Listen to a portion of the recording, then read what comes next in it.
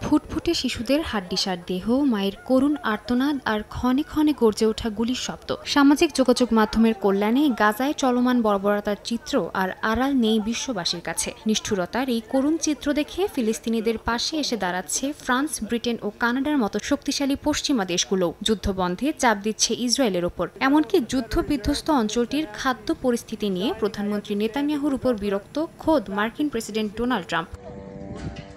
এ অবস্থায় যুদ্ধ বন্ধ করে স্বাধীন ফিলিস্তিন রাষ্ট্র প্রতিষ্ঠার পক্ষে বিশ্বজুড়ে জনমত গড়ে উঠছে। যদিও মার্কিন গণমাধ্যম সিএনএন-এর একটি বিশ্লেষণধর্মী প্রতিবেদন অনুযায়ী তা বাস্তবায়নের সম্ভাবনা বেশ ক্ষীণ। এর পেছনে কারণ হিসেবে বলা হচ্ছে আধুনিক বিশ্বে স্বাধীন ফিলিস্তিন রাষ্ট্রের মডেলের অভাব। বিশ্লেষকদের মতে দ্বিতীয় বিশ্বযুদ্ধের পর থেকেই ফিলিস্তিনের অস্তিত্বে বড় একটি প্রশ্নবোধক চিহ্ন ঝুলতে থাকে। অপরদিকে গাজা, পশ্চিম তীর ও জেরুজালেমের ওপর ইসরায়েলের আধিপত্য বাড়তে থাকে। 1990 সালের অসলো অ্যাকর্ডে ফিলিস্তিন রাষ্ট্রের ধারণা থাকলেও তা বাস্তবায়ন হয়নি। এছাড়াও প্রশাসনিক দায়িত্ব কারা পালন করবে তা নিয়েও রয়েছে অনিশ্চয়তা। এ অবস্থায় আন্তর্জাতিক চাপের মুখে যদি স্বাধীন ফিলিস্তিন রাষ্ট্র প্রতিষ্ঠা করাও হয়, তবে তার চিত্র কেমন হবে কিংবা প্রশাসনিক কাঠামো কিভাবে তৈরি হবে তা এখনো অজানা।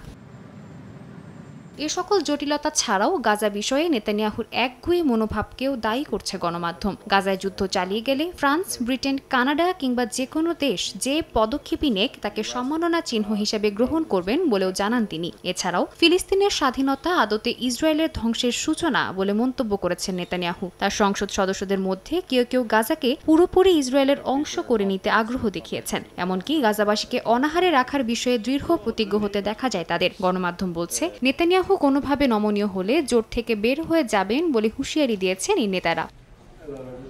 তবে এত কিছুর মধ্যেও আশার আলো হয়ে দেখা দিয়েছে ফিলিস্তিনের প্রতি আন্তর্জাতিক মহলের সমর্থন। বিশ্লেষকরা বলছেন শক্তিশালী কূটনৈতিক ও বাণিজ্যিক অংশীদারদের চাপে যদি ট্রাম্প তার ইসরায়েল ঘেঁষা অবস্থান পরিবর্তন করেন, তবে বিপাকে পড়বেন নেতানিয়াহু, যা তাকে গাজায় যুদ্ধ বন্ধে বাধ্য করতে পারে।